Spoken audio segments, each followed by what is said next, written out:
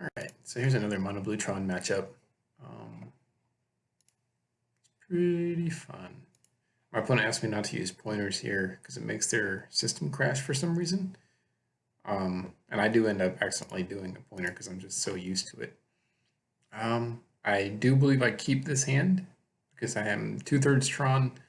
Got Remand for early game, commit if I need to, and then once I hit Tron with one more mana, I got Ugin. So I'm pretty happy with it. I'm not sure what my opponent's on at this point, but they're on Grixis Shadow. They do tip a mulligan because that hand wasn't too fantastic. All right. Crap. There. Yep. Seas. There we go. Show them my hand, and I believe they take the Remand here. Yeah. Draw Worm Coil, which is fine. Also good.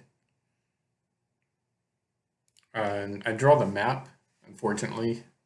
It would have been nicer to draw it on first turn, but it's fine. So that's going to set me up for Tron. And I'm not, like getting Tron on third turn isn't going to do me any good. So I decided to go ahead and keep up mana instead and threaten like I have a counter to kind of draw them out into playing into it, baiting me. And then I'll just get Tron and Ugin next. And I can't do anything about this, so I believe they grabbed the Worm Coil. Yeah. And they have the Stubborn Denial for Ugin here. And I do play into it. I wasn't sure if they had it, but I was like, yeah, screw it. Yeah, they had it. Either way, I have a ton of good top decks here, and this commit is pretty good.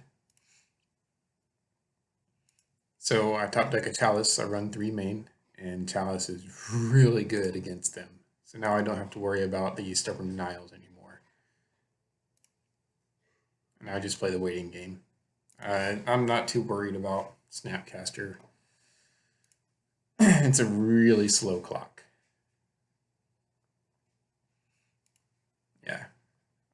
In this case, I'll go ahead and commit that one because then I want to Supreme Will. I think I have Supreme Will here to look at my top.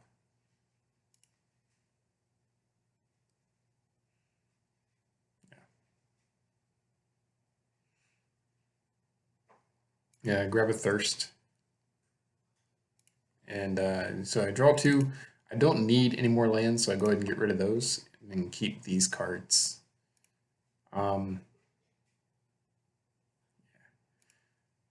And go ahead and use Treasure Mage. Now I believe my last target is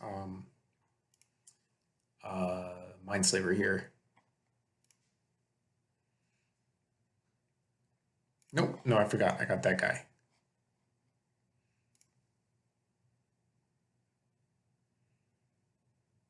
Yeah. So I'm keeping up mana for Torrential if I need it, and I can just beat my opponent down with Angels, or with the Platinum Angel, and they gotta kill it anyways to kill me.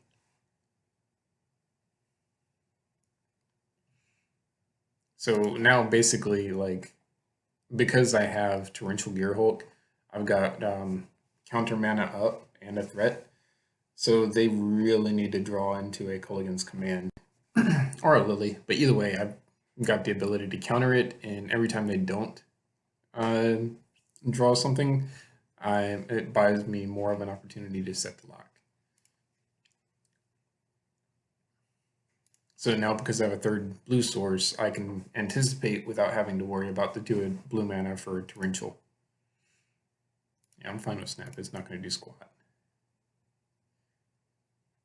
So in the turn, I do run 2 of these, which is great. As my little flex spots. So Mindslaver here, grab that off the top 3. I forget what the other 2 were. Chalice and the Power Plant, neither of which I need. I get Chalice on 3 and just like win the game on the spot, but Mindslaver does the same thing. Yeah. There was a few wins from there, but I wanted to go ahead and Mindslaver because Mindslaver would have meant that I was able to look at their stuff, but they conceded anyways. So, game two, they do bring in Kolaghan's Command and Engineered Explosives for Chalice and whatnot. And what did I side out? I forget what I sided out. Um, I don't remember. Probably, I believe I sided out the no, not Romance, all right, Condescendants. Because if they're on the play, Condescend isn't going to do me a whole heck of a lot of good. And especially if they have a lot of discard, trying to hold up counters isn't going to do anything for that. So I'd rather play cards as I draw them if I can. But Romance pretty good. So again, just setting myself up for a possible turn 3 Tron if I need it. Yeah, and they try to go for a turn 2 5/5, which is pretty good. Again, I'm just setting up for turn 3 Tron if I happen to draw into it. And yeah, they get that. So no Chalice for me there. And they do grab the Remand. Remand would have been able to stop the Kolaghan's Command or the Lily. And I'm guessing they want to try to set that up.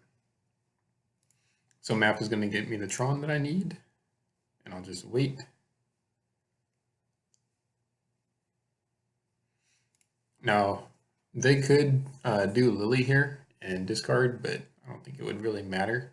I think what they're trying to do here is hold up mana for the command.